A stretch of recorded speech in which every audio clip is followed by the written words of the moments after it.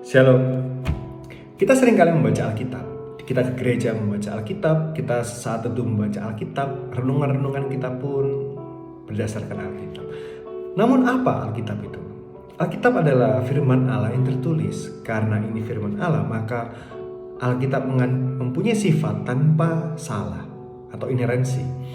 Nah, seperti yang di dalam surat 2 Timotius 3 ayat ke-16, bahwa segala tulisan yang diilhamkan Allah, kata diilhamkan ini menggunakan kata theopneustos. Theo yang berarti Allah, pneustos yang berarti roh atau nafas. Jadi tulisan-tulisan di dalam Alkitab ini adalah dinafaskan oleh Allah, mengandung roh Allah. Maka dari itu Alkitab tanpa salah. Namun sahabat Sumi, sifat tanpa salahnya Alkitab ini hanya ada di dalam autograf atau Alkitab aslinya.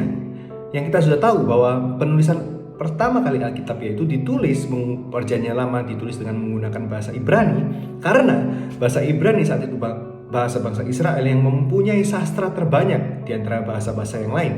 Dan Perjanjian Baru ditulis dengan bahasa Yunani karena saat itu bahasa Yunani itu saat itu adalah bahasa yang internasional. Seperti kalau kita zaman sekarang ini mungkin bahasa kita kan yang internasional Inggris.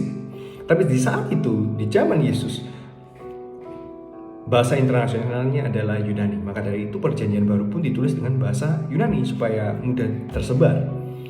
Nah, Alkitab kita yang kita sering baca ini adalah Alkitab terjemahan.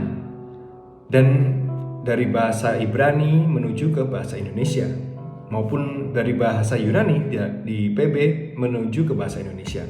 Di bahasa Indonesia pun sudah beberapa kali diterjemahkan. Yang kita pegang adalah terjemahan baru saat ini. Nah, lantas kalau bahasa Ibrani yang mempunyai sastra terbanyak itu diterjemahkan ke bahasa Indonesia, otomatis akan ada beberapa kendala di dalam Alkitab kita. Kekurangan kosakata, kekurangan sastra yang akhirnya terjemahan kita ini memang mengandung problematika dari penerjemahannya. Nah, lantas pertanyaannya, lalu masih butuhkah kita membaca Alkitab yang memiliki beberapa problematika terjemahan? Atau harus bagaimana? Atau kita sudah tidak usah membaca Alkitab lagi? Begini, jadi Alkitab itu ditulis dari kitab Kejadian hingga ke Wahyu, ditulis dalam kurun waktu 1500 tahun.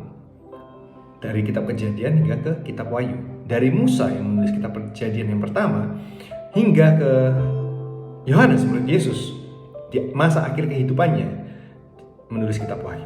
Itu sepanjang 1500 tahun.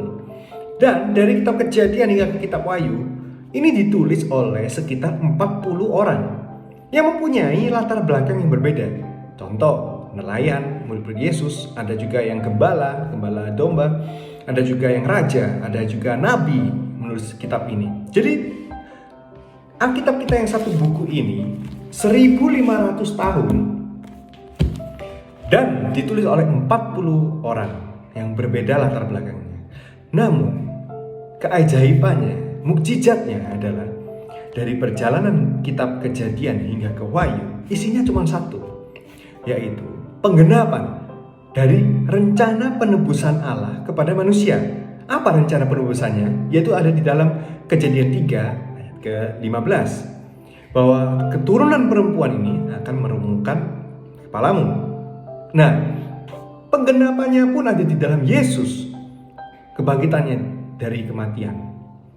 Jadi isi Alkitab ini walaupun ditulis dengan kurun waktu yang panjang dan orang yang berbeda-beda, memiliki satu isi yang berkelanjutan. Lalu di dalam Yohanes 5 ayat ke-39 bunyinya, kamu menyelidiki kitab-kitab suci sebab kamu menyangka bahwa olehnya kamu mempunyai hidup yang kekal.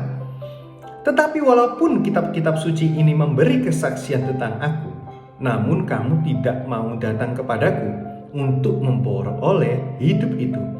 Jadi teman-teman, Alkitab tidak memberikan kita keselamatan.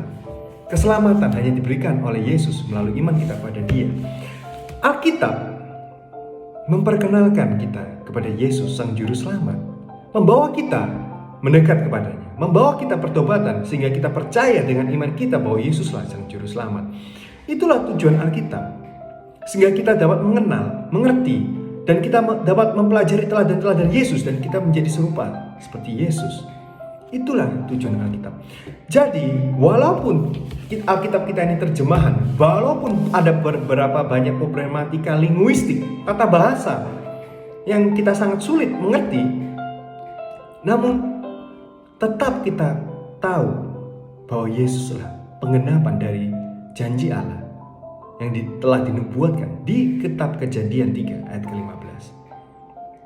Biarlah kita selalu membaca Alkitab kita. Kalaupun kita juga harus selalu terus mempelajari Alkitab kita, karena disinilah ada firman Allah yang tertulis, dan Yesuslah firman Allah yang hidup itu. God bless you.